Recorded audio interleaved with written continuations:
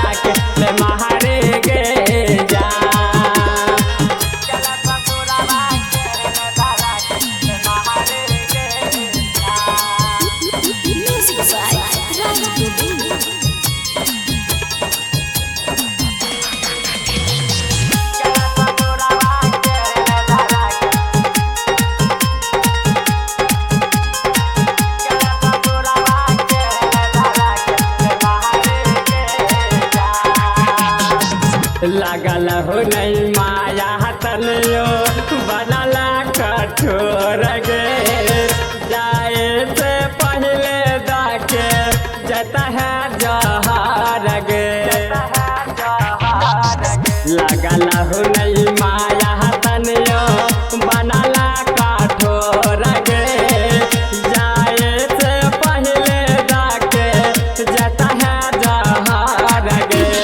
बोलो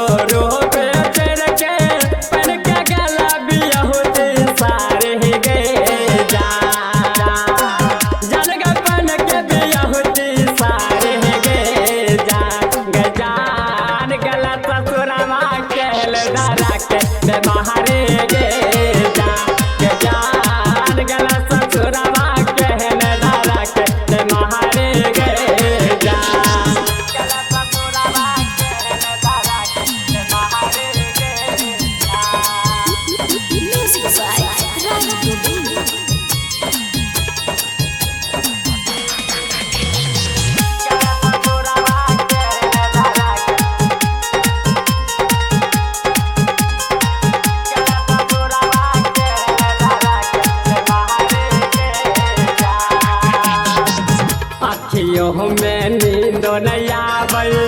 तोरे वियोग में दाना पानी लिखन लागे तोरे गई सोग में आँखियों में नींद नहीं आवे तोरे वियोग में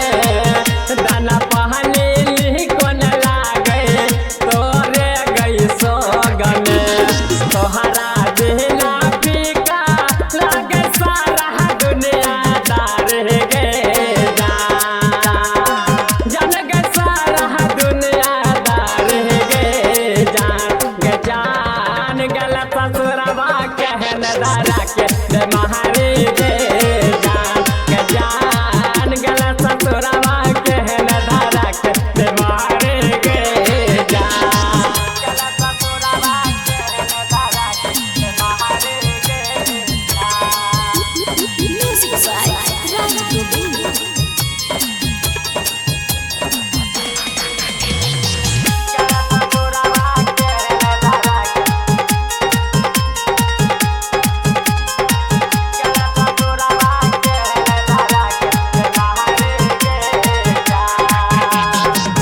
जानो से ज्यादा